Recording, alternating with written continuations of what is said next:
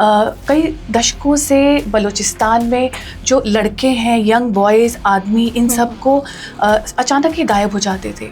हाँ, जैसे अभी खबरों में आ रहा है कि 3 जुलाई ऑनवर्ड्स काफ़ी सारे अटैक्स हुए हैं और ऐसा भी सुनने में आया है कि जब पाकिस्तान आर्मी ने उसमें इंटरवीन करके उनको छुड़ाने की कोशिश की तो बाकी के भी जो 19 थे उनको भी मार दिया गया। तो वो कहते हैं ना, एक कहावत है कि बोया पेड़ बबूल का तो फूल कहाँ से आए, जी, है ना। तो ये अपने ही कांटे हैं जो उनको अब चुभ रहे हैं। नमस्कार, मैं हूं भावना और आप देख रहे हैं बैठ। पाकिस्तान के बलूचिस्तान से एक बहुत बड़ी खबर सामने आई है। रिपोर्ट्स के मुताबिक पिछले कुछ दिनों में हुए कई अटैक्स में 42 सिक्योरिटी पर्सनल्स की मौत हुई है। इसी के बाद पाकिस्तान ने इंडिया और अफगानिस्तान पर भी सवाल उठाए हैं। बलूचिस्तान के कई लोग पाकिस्तान आर्मी के वर्किंग पर भी सवाल उठा रहे हैं। आखिर पूरा मामला क्या है और ये अटैक कैसे हुआ, इस पर ज़्यादा जानकारी के लिए चलते हैं हमारे सहयोगी सोनिया जी के पास। सबसे पहले बताएं कि बलूचिस्तान में आखिर हुआ क्या है ऐसा। शुक्रिया भावना। बलूचिस्तान की खबर आज कल सबसे सुर्खियों में चली आ रही है।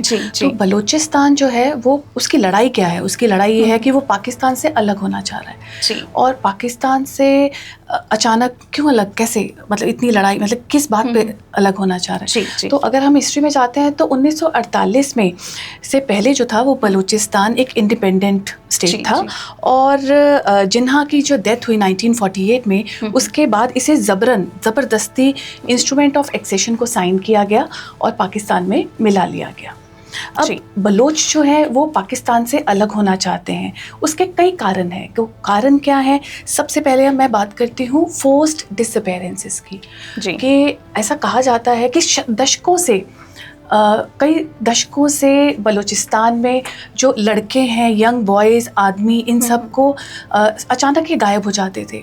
और इवन बहुत सारे परिवार ऐसे भी हैं जहाँ पे एक भी आदमी नहीं बचा, एक भी आदमी नहीं बचा है। और इन लोगों का यही कहना है कि सिर्फ आप हमें यही बता दो कि वो है कहाँ। तो बहुत बड़ी बात है कि किसी भी फैमिली में आदमी का ना बचना, किसी भी आदमी का। तो ऐसी फोर्स्ड डिसअपीयरेंसेस जो है वो बलूचिस्तान में सदियों से चली आ रही हैं। ठीक है। So this is just like human right violation. ये मतलब लोगों का गायब हो जाना is nothing else but a human right violation की तरफ इशारा करता है। और इसके साथ साथ जो जितने भी रिसोर्सेज, जैसे हमें पता है बलूचिस्तान जो है it is rich in resources. यहाँ पे बहुत सारे कोयले की खदानें हैं और बहुत ज़्यादा मिनरल्स हैं, मिनरल रिच स्टेट है। तो ऐसा कहा जाता है कि यहाँ पे रिसोर्स एक्सप्लॉयटेशन बहुत है। वहाँ के लोकल्स का ये कहना है कि इतना रिसोर्स होने के बावजूद भी उनको जो है वो सिर्फ वहाँ का 2% ही मुनाफा मिलता है, जो भी उससे होता है। बाकी सारा सिंध और पंजाब की तरफ ही इन्वेस्ट कर दिया जाता है।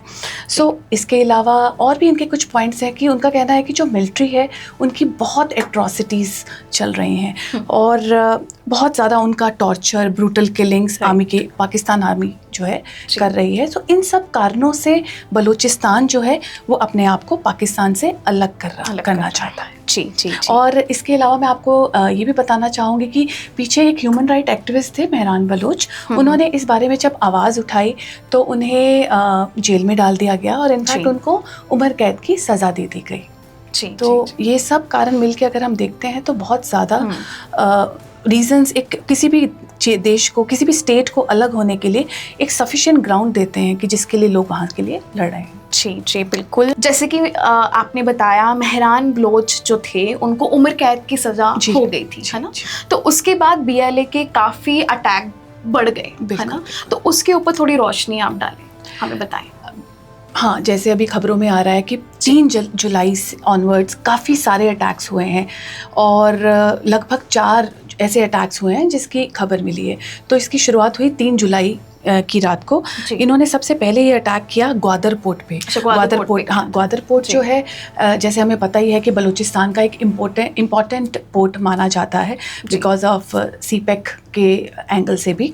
और यहाँ पे जब अटैक किया गया तो यहाँ पे जो कोस्ट गार्ड कैंप था उसके ऊपर अटैक किया और बहुत सारे कोस्ट गार्ड सैनिकों को निशाना बनाया गया। मतलब सैनिकों को निशाना बनाया गया? हाँ, कोस्ट गार्ड के सैनिकों को निशाना बनाया गया। और इसमें खबर ऐसा भी बताया जा रहा है कि 30 से ज़्यादा कोस्ट गार्ड सैनिक मारे गए हैं। राइट। सो 3 जुलाई के बाद अगला जो हमला होता है वो 4 और 5 जुलाई की रात को होता है और ये क्वेटा में होता है। क्वेटा जो है बलूचिस्तान के सबको पता है, ये कैपिटल है और क्वेटा का एक छोटा सा इलाका है जिसका नाम है हन्ना उड़क। हाँ, हन्ना उड़क में 4 और 5 जुलाई की रात को ये अटैक होता है जिसमें 200 टेररिस्ट जो हैं बहुत सारे इनके पास असला था, बारूद था, इसके साथ बंदूकों के साथ ये सिविलियंस के ऊपर अटैक कर देते हैं। तो मतलब सिविलियंस के ऊपर अटैक किया था जी।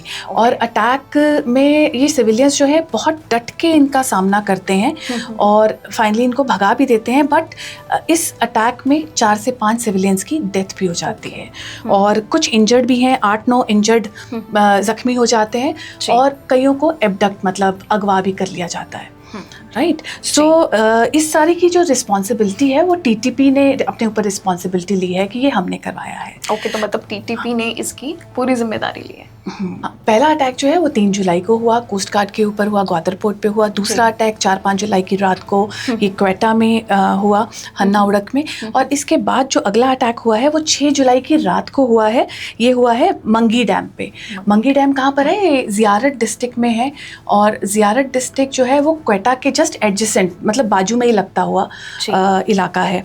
तो ज़ियारत डिस्ट्रिक्ट में ये मंगी डैम है और ये इस डैम से पूरे क्वेटा को जो है पानी का सप्लाई जाता है जी। और इस डैम पे 60 से 70 हेविली आर्म्ड जो लोग थे उन्होंने अटैक किया पुलिस चेक पोस्ट पे। वहाँ पे डैम के ऊपर एक पुलिस चेक पोस्ट बनी हुई थी जिसके ऊपर इन लोगों ने 60-70 लोगों ने अटैक किया।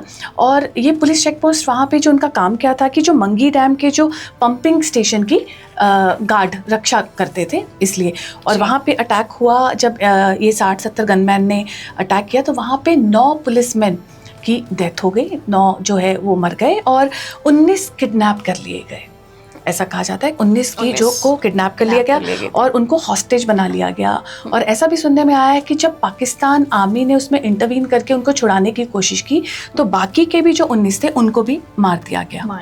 और इन सब की बॉडीज़ जो है मतलब ये जो मरे हुए हैं इन सब में इवन 2 SHO भी शामिल हैं और पुलिस अधिकारी। और इन सब की जो बॉडीज़ है वो जारगू पहाड़ी के के नज़दीक पाई गई हैं। उन्होंने इन सबको मार के जारगू पहाड़ी के पास फेंक दिया इन सब बॉडीज़ को।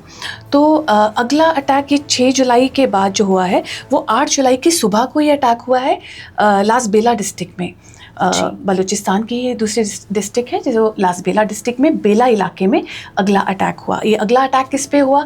ये अटैक हुआ पुलिस कॉन्वॉय जा रही थी, आर्मी कॉन्वॉय जा रही थी और ये क्वेटा कराची हाईवे जो है उसके ऊपर ये पाक आर्मी का कॉन्वॉय जत्था जा रहा था और उनके ऊपर इन्होंने जो लोग थे उन्होंने एम्बुश कर दिया, उसके ऊपर अटैक कर दिया। इस सारे अटैक की जिम्मेदारी जो है वो BLA ने ली है और BLA ने पहले कॉन्वॉय को ब्लॉक किया और उसके बाद उनके ऊपर हमला कर दिया। इस हमले में भी जो कह रहे हैं जो BLA का जो फतेह स्क्वाड था उसने इस घटना की पूरी जिम्मेदारी ली है। तो मतलब काफ़ी जगहों पर ये अटैक्स हुए थे। करेक्ट। एंड जो पाकिस्तान के DG ISPR हैं उन्होंने कंफर्म किया है कि इसमें 11 सोल्जर्स की डेथ हुई है जिसमें जो है एक JCO है और 10 जवान हैं। बट BLA क्लेम करता है कि इसमें 11 नहीं 17 सोल्जर्स को उन्होंने मारा था जी। तो ओके मैम, आपने पीछे जो भी हमें बताया इसी के साथ मैं आगे के सवाल की तरफ जाना चाहूँगी कि BLA ने फिलहाल की रिपोर्ट्स में बताया कि 17 लोगों को मारा गया और हर बार की तरह जो पाकिस्तान है वो अपने नंबर्स को कम बताता है, राइट? तो उसके बारे में थोड़ा आप बताएं। जो रिपोर्ट्स आ रही हैं उसके हिसाब से कुछ सेना के लोग मरे हैं, कुछ पुलिस के लोग मरे हैं और कुछ कोस्ट गार्ड के लोग हैं जो मरे हैं और थोड़ा सिविलियन काउंट भी इसमें देखा जा रहा है। और अगर जो मीडिया रिपोर्ट्स में सामने आ रहा है या जो भी उसमें जो नंबर आ रहा है वो 42 का नंबर बताया जा रहा है, जबकि सुनने में आया है कि जो काउंट है इससे कहीं ज़्यादा है। सो क्योंकि अगर हम देखते हैं तो आर्मी के लोग मरे वो कॉन्वॉय अटैक में मरे थे और 11 ट्रक्स थे और उसमें उन पे अटैक हुआ और काफ़ी लोग मरे। और पुलिस में मंगी डैम पे ऊपर जो अटैक हुआ था उसमें भी हमारा जो काउंट आया था कि काफ़ी उसमें भी जो पुलिस थे उनकी भी संख्या काफ़ी ज़्यादा थी और कोस्ट गार्ड के भी 30 लोगों के मरने की खबर सामने आ रही है। तो सो जो खबर आ रही है वो 42 जो सोशल मीडिया पे 42 काउंट है जो डेथ का बताया जा रहा है, बट BLA क्लेम कर रहा है कि उनका जो उन्होंने 150 से ज़्यादा लोगों को मारा है। और बट हमारी जब तक ये वीडियो रिकॉर्डिंग हुई है, जो हमें जब कंफर्मेशन जो आया है रिपोर्ट्स में जो दर्ज किया है, वो 42 का काउंट बताया जा रहा है। तो मतलब 42 का काउंट है जी बेसिकली। ओके सोनिया जी, तो आपने पीछे हमें काफ़ी जानकारी दी। इसी के साथ अगले सवाल की तरफ जाते हैं कि फ़िलहाल के दिनों में जैसे हमने देखा कि पाकिस्तान में जो हालात बने हुए हैं, है ना, तो इसका आने वाले समय में बलूचिस्तान और पाकिस्तान पर क्या असर पड़ेगा, उसके बारे में थोड़ी आप रोशनी डालें। तो इससे पहले मैं आपको ये बताती हूँ कि पाकिस्तान के ऊपर इसका क्या असर है ना। जो आज की डेट में पाकिस्तान में इतने हमले हो रहे हैं, इससे सबसे पहले तो पाकिस्तान की ही इंटरनेशनल लेवल पे अपनी छवि खराब हो रही है। जी बिल्कुल करेक्ट। और जैसे ही हमें पता है कि CPEC मतलब चाइना पाकिस्तान इकोनॉमिक कॉरिडोर जो है, इनका बहुत ही इम्पॉर्टेंट एक प्रोजेक्ट है जिसमें $1 बिलियन लगा दिए गए हैं। तो अगर इस तरीके की हलचल अगर बलूचिस्तान और पाकिस्तान में चलती रहती है तो पाकिस्तान के अपने रिश्ते चाइना से खराब होने के भी चांसेस हो सकते हैं, क्योंकि इससे चाइना को उनके अंदर कॉन्फिडेंस कम हो जाएगा। ठीक है। और दूसरी तरफ अगर हम देखते हैं तो जब भी पाकिस्तान में BLA अटैक करता है तो वो बोलता है जी ये इंडिया ने कराया है, और अगर कोई TTP की तरफ से अटैक है तो वो जी अफगानिस्तान ने कराया है। तो चाइना से रिश्ते खराब हैं, इंडिया से रिश्ते खराब हैं, अफगानिस्तान से रिश्ते खराब हैं, है ना। और हर बार भारत को ही टारगेट करते हैं। राइट।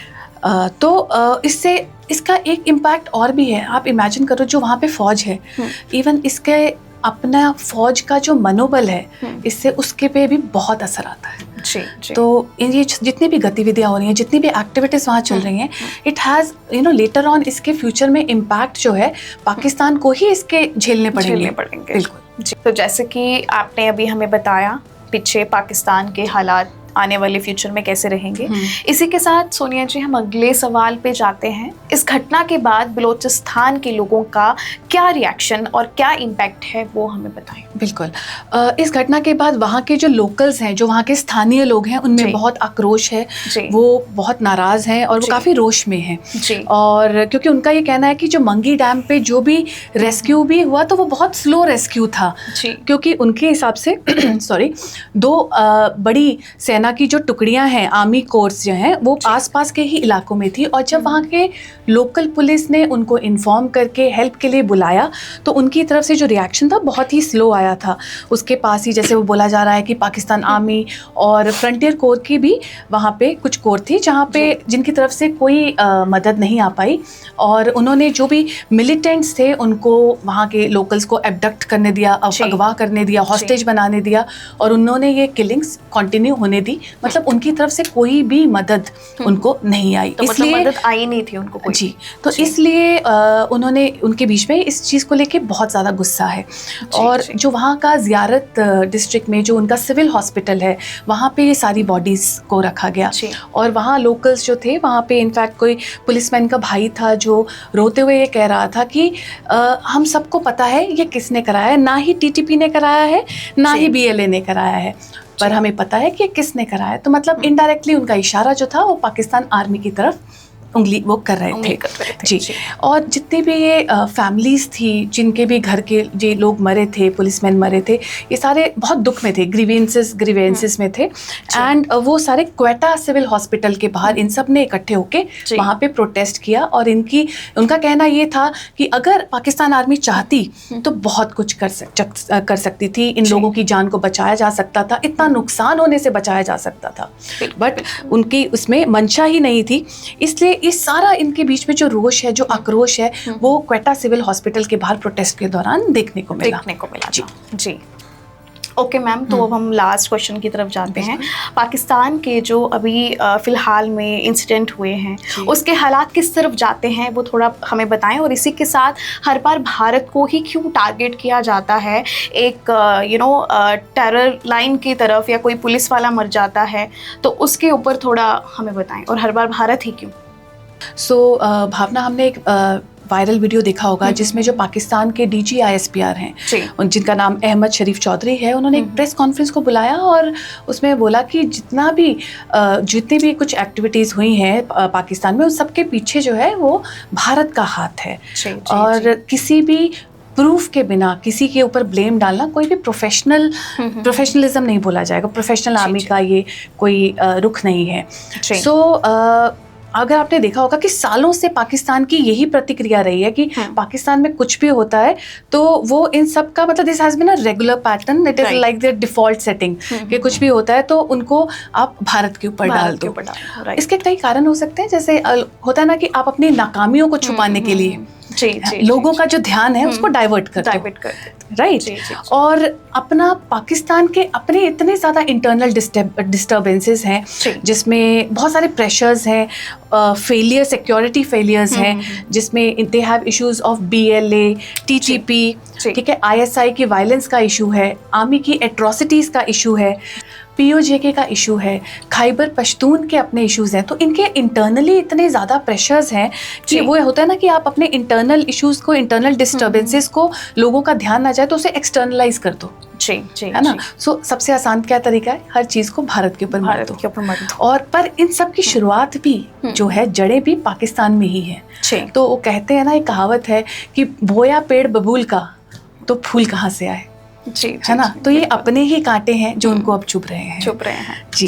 सो अब अगला ये है कि ऐसा भी हो सकता है कि जितने भी इन्फिल्ट्रेशन जो है वो भारत में इसके बाद तेज हो जाए, और जिसके लिए भारत को और ज़्यादा विजिलेंट रहने की ज़रूरत है। इवन इतनी ज़्यादा डिस्टर्बेंसेस जो पाकिस्तान में दिख रहे हैं, जो उनके 5 मेन उनके प्रोविंसेस हैं, उनमें से 3 में तो इश्यूज हैं ही हैं, और बाकी इनके जो अपनी आर्मी एट्रोसिटीज़ हैं, इन सब के बाद ये सब इशारा किसकी तरफ कर रहे हैं, ऐसा लगता है कि यहाँ पे सिविल वॉर छिड़ने की भी शुरुआत हो सकती है। जी तो बहुत बहुत धन्यवाद सोनिया जी आपका इस डिस्कशन को हमारे व्यूवर्स के सामने लाने के लिए। अगर आपको हमारी ये डिस्कशन अच्छी लगी हो तो ऐसे ही वीडियोस को और टॉपिक्स को देखने के लिए हमें कमेंट सेक्शन में अपनी राय ज़रूर बताएं। धन्यवाद। अगर आपको बैठक न्यूज़ की खबरें पसंद आ रही है तो चैनल को सब्सक्राइब करना ना भूलें, और नीचे दिए गए बेल आइकन को ज़रूर प्रेस करें, क्योंकि आपका एक सब्सक्राइब हमें मोटिवेट करता है।